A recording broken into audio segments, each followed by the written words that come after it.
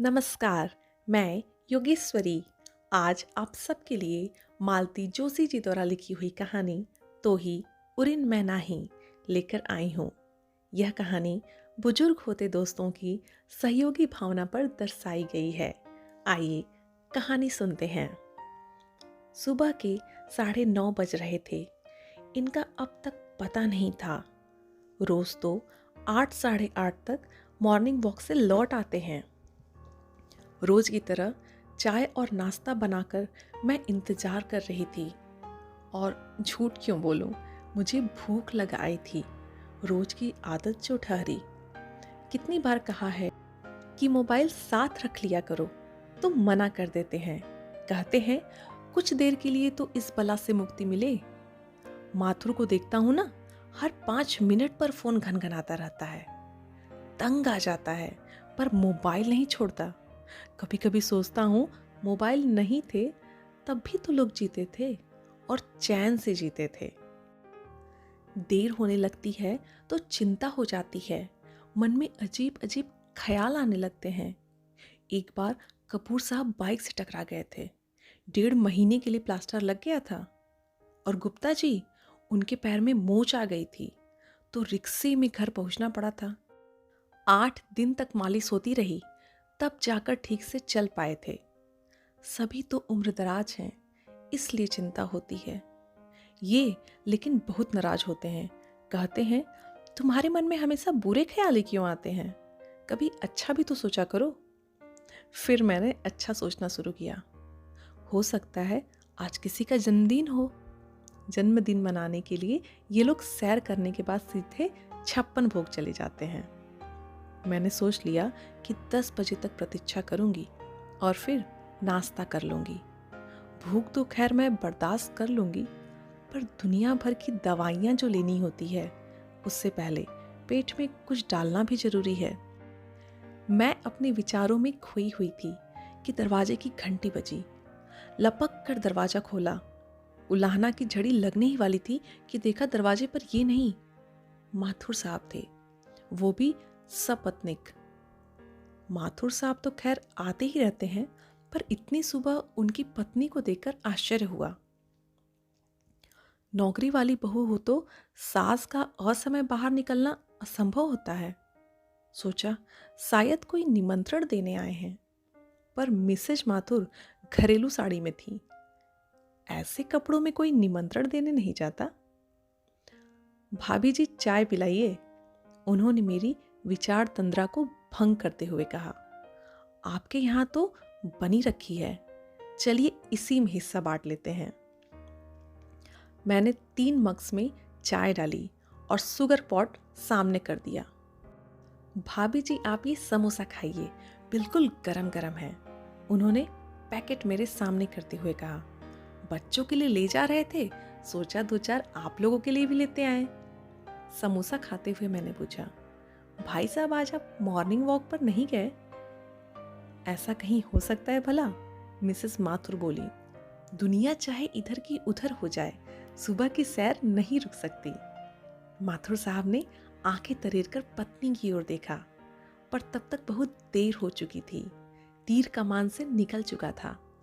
अधखाया samosa plate में छोड़कर मैंने पूछा, अपने दोस्त को कहाँ छोड़ा है? आप नाश्ता कर लीजिए, फिर बताता हूँ। जी नहीं, खा लिया मैंने जितना खाना था। आप मुझे फौरन बताइए, मेरा जी बहुत घबरा रहा है। भाभी घबराने की कोई बात नहीं है, सब ठीक है। फिर इन्हें कहाँ छोड़ा है? देखिए, शांति से सुनिए। हम लोग पार्क में चलने को हुए तो मनोहर जी को एकाएक चक्कर आ गया। फिर क्या वो गिर गए? ज्यादा चोट तो नहीं लगी उन्हें? मेरा तो कलेजा मुंह को आ गया था। अरे गिरते कैसे, हम सब साथ जो थे। फिर हमने सोचा पास में जो सार्थक नर्सिंग होम है वहीं लेते चलते हैं। वहां हमने बीपी वगैरह चेक करा लिया। फिर कुछ नहीं, ड्यूटी डॉक्टर ने बीपी चेक किया, ठीक था। फिर वह बोला 11 बजे बड़े डॉक्टर साहब आएंगे, एक बार उन्हें भी दिखा लीजिए। इसलिए हम उन्हें वहीं छोड़ा है और गुप्ता पास में ही बैठा है। भाई साहब, प्लीज़ मुझे ले चलिए, मेरा जी बहुत घबरा रहा है। अरे भाभी, आपको लेने ही तो आया था। मैं ऑटो भी खड़ा किया हूँ। बस सोच रहा था आप मुंह में कुछ डाल लेती। खैर चलिए। मैंने फटाफट घर बंद किया और उनके साथ चल पड़ी। रास्ते में हमने मिसेस माथुर को उनके घर छोड़ा और सीधे नर्सिंग होम की राह ली। मेरे मन में इतनी बुरी बुरी कल्पनाएं आ रही थीं, पर जब पहुंचकर देखा कि ये और गुप्ता जी मजे से कमरे में बैठकर गप्पे मार रहे हैं, तो मेरी जान में जान आई। डॉक्टर आ गए? माथुर ने पूछा। राउंड ले रहे हैं, उसके बाद देखेंगे। कुछ देर बाद ही बुलावा आ गया। ये दोस्तों के साथ चले गए। मैं कमरे में बैठी रही।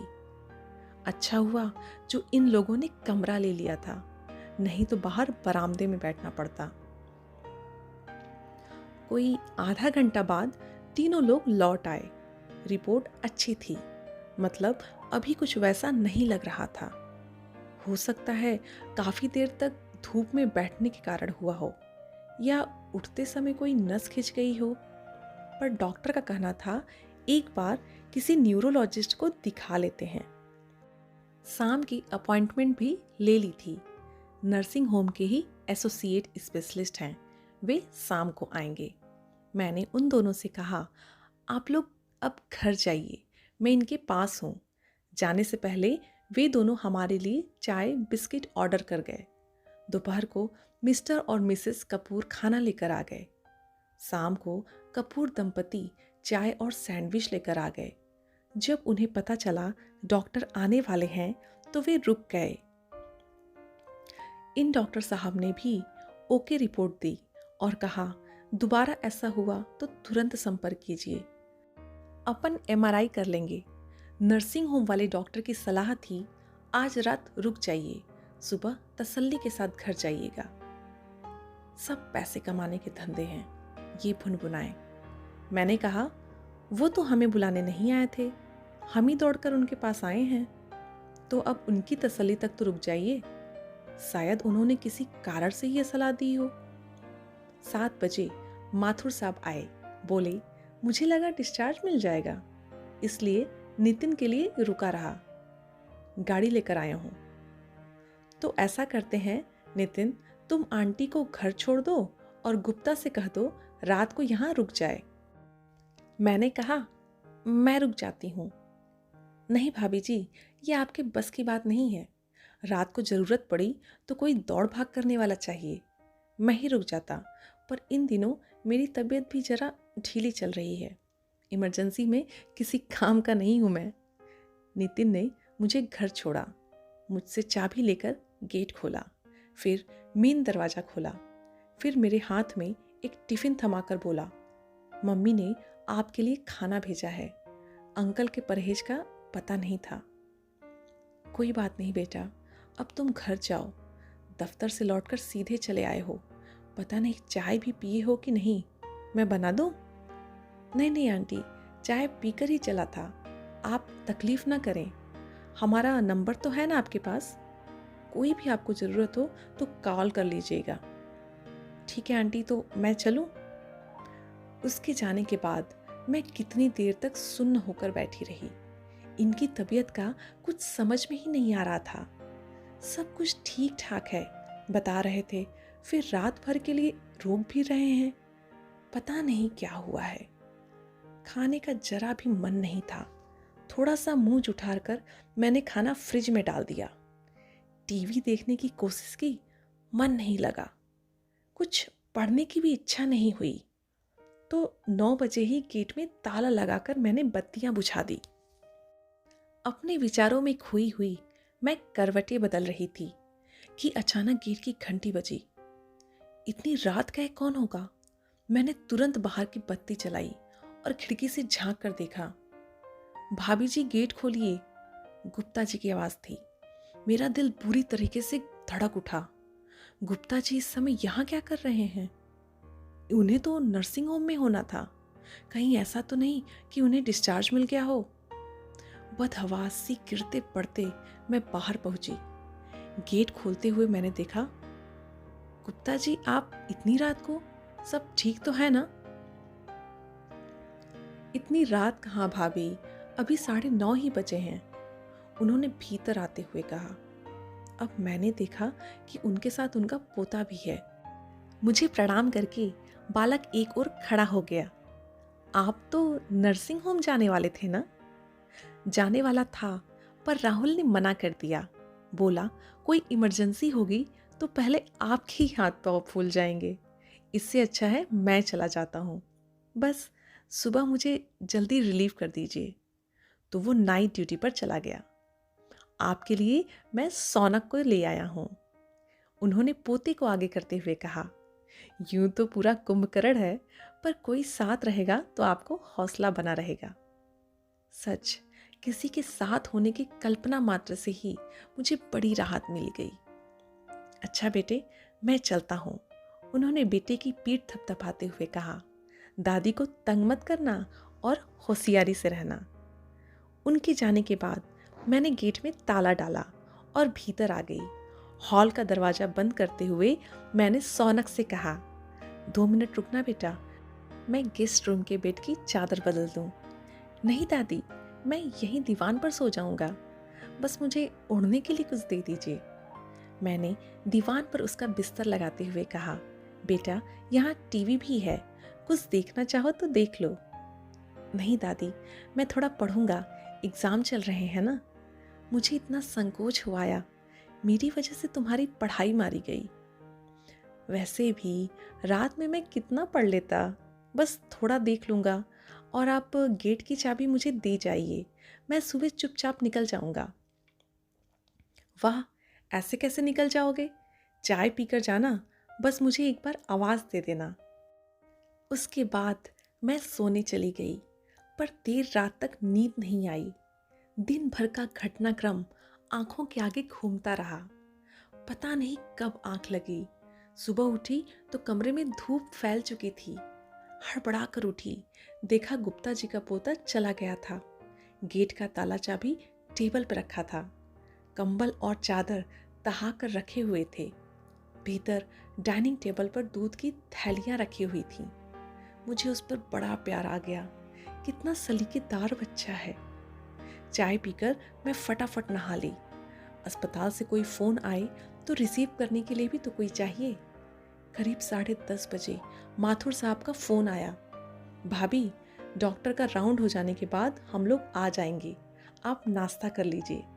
भाई साहब को यहाँ करा दिया है, वे कुछ कह रहे हैं, सुन लीजिए। सुनो, इन्होंने कहा, मेरा बिस्तर बाहर दीवान पर ही लगा देना।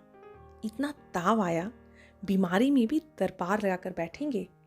पर फिर दिन भर घर में ऐसा मेला लगा रहा कि लगा इनका कहना ठीक था। बेडरूम में किस किस को ले आते, कहाँ बिठाती। ये लोग कोई 1:30 बजे घर लौटे। इनके आते ही 2 दिन से भाई भाई करता घर एकदम गुलजार हो उठा। रात तक आने वालों का तांता लगा रहा। जो लोग नर्सिंग होम नहीं पहुंच पाए थे, वे क्षमा याचना करते हुए घर आ गए। मुझे दिन भर सांस लेने की फुर्सत नहीं मिली। रात 9 बजे के बाद यह रेला थमा तो मैंने फटाफट खिचड़ी चढ़ा दी। खाने पर बैठते ही इन्होंने बुरा सा मुंह बना लिया। मैं इतना बीमार नहीं हूँ भाई, कल से दलिया और खिचड़ी खिला खिलाकर तुम लोगों ने सचमुच मुझे बीमार कर दिया है। सॉरी, मैंने क्षमा याचना करते हुए कहा, पर यह खिचड़ी आपकी बीमारी के उपलक्ष्य में नहीं है। दरअसल मुझे कुछ बनाने का समय ही नहीं मिला। देख तो रहे हैं दिन भर कैसी हाय तौबा मची हुई थी। हम लोग सोने जा रहे थे कि फोन की घंटी बजी। बिस्तर के पास रखा कार्डलेस इन्होंने फट से उठा लिया। उधर से आवाज आते ही इन्होंने स्पीकर ऑन कर दिया। समझ गई कि सोहम होगा। बच्चों का फोन होता है तो हम लोग स्पीकर ऑन कर लेते हैं। पापा, आप घर पर हैं? डिस्चार्ज मिल गया? हाँ बेटा, दोपहर में ही घर आ गया था। डॉक्टर क्या कहते हैं? कह रहे थे चिंता की कोई बात नहीं है, अगर दोबारा ऐसा हुआ तो जांच कर लेंगे। बिल कितना हुआ? वैसे जितना भी हुआ हो, मैं पैसे भेज रहा हूँ आपके अकाउंट में, चेक कर लीजिएगा। बिल का तो पता नहीं बेटा, माथुर ने ही पे किया था। मैं पूछ पूछ कर हार गया, पर उसने बताया ही नहीं। माथुर, गुप्ता, कपूर, सरन, इन लोगों ने बहुत मदद की बेटा। हमें महसूस ही नहीं होने दिया कि हम लोग यहाँ अकेले हैं। बेटे, एक काम करोगे? बोलिए पापा। मैं इन सब के नंबर भेज देता हूँ। तुम सबको एक एक बार थैंक यू का फ़ोन कर लेना। वह बहुत ऑड नहीं लगेगा? इससे तो अच्छा है कि मैं कुछ थैंक यू कार्ड्स भेज देता हूँ, आप सबको दे दीजिएगा। यह कुछ ज़्यादा ही औपचारिक नहीं लगेगा बेटा? तो पापा ऐसा करते हैं, मैं अगली बार जब आऊँगा तो सबके लिए गिफ्ट्स लेकर आऊँगा और खुद सबके घर जाकर दे आऊँगा। ठीक है? हाँ, ठीक है, इन्होंने बेमन से कहा। शक्ल से साफ जाहिर था कि उन्हें यह प्रस्ताव पसंद नहीं आया है। फोन रखते ही बोले, सोहम को किसने खबर की थी? मैंने। और कौन करेगा? मना किया था ना। आपके मना करने से क्या होता है?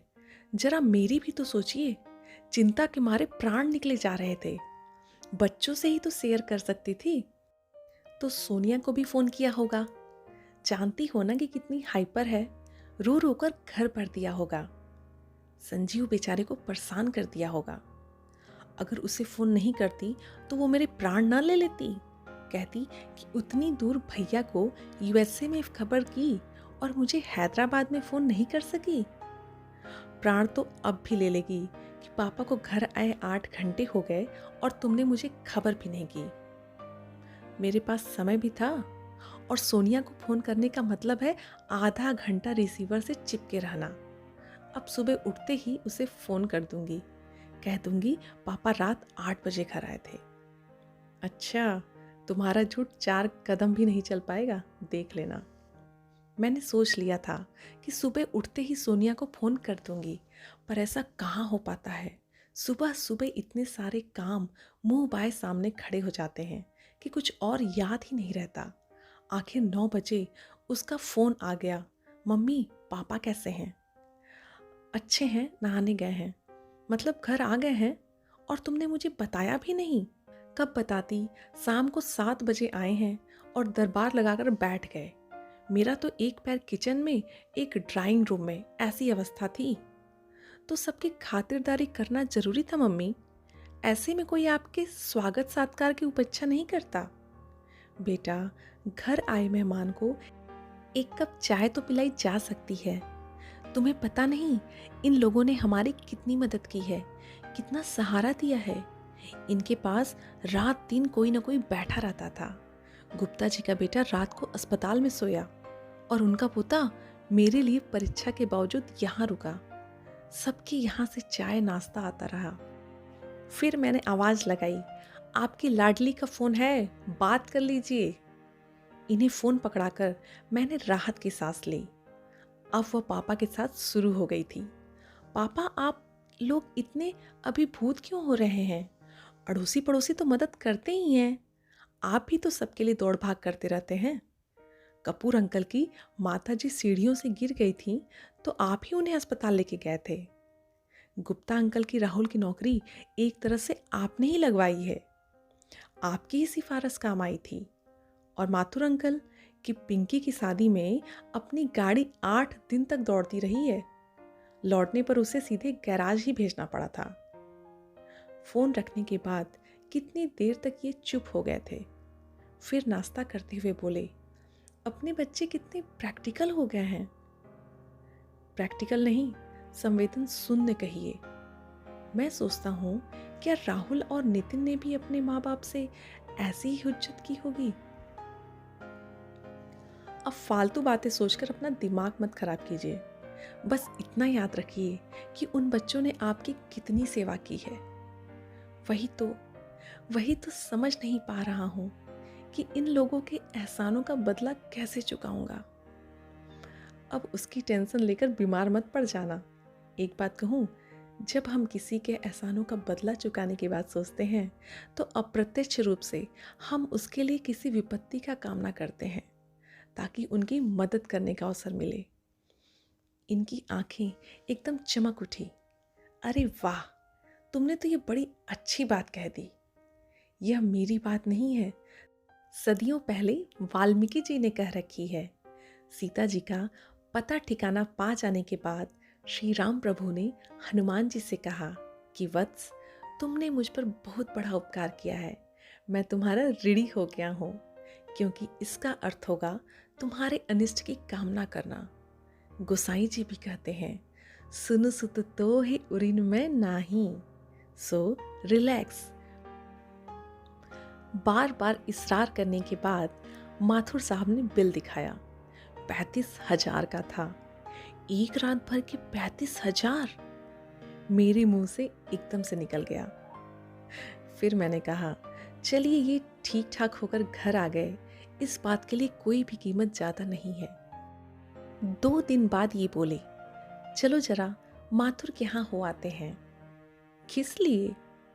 अरे, उनके पैसे नहीं देने हैं। मुझे लगा आपने उसी दिन चेक दे दिया होगा।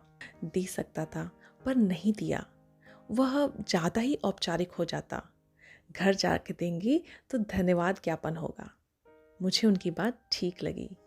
हम दोनों को देखकर माथुर साहब बहुत खुश हुए।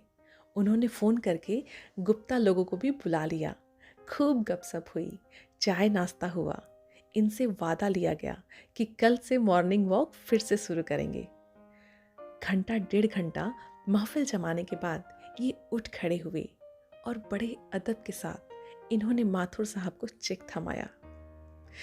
इतनी जल्दी क्या थी बिरादर, कुछ दिन तो मेरे कर्जदार बने रहते, मजा आता। इन्होंने कहा, सिर्फ पैसे ही तो लौटा रहा हूँ भैया, बाकी सब तो लौटाया नहीं जा सकता और मैं लौटाना भी नहीं चाहता। आप सबका यह कर्ज मुझ पर हमेशा बना रहे, यही कामना है। यह सब कहते हुए इनका चेहरा एकदम प्रसन्न और तनाव रहित लग रहा था। कोई हफ्ते के बाद ये इतना खुलकर हंसे थे। इसी सुखमय दृश्य के साथ यह कहानी यहीं समाप्त होती है और मैं योगेश्वरी आप सबसे विदा लेती हूँ। कहानी कहते समय यदि कहीं कोई त्रुटि हुई हो तो आप सबके सुझाव कमेंट बॉक्स में आमंत्रित हैं। यदि आप साहित्यिक कहानियों में रुचि रखते हैं तो कृपया हमारे चैनल को सब्सक्राइब करके इसे सपोर्ट करें। धन्यवाद।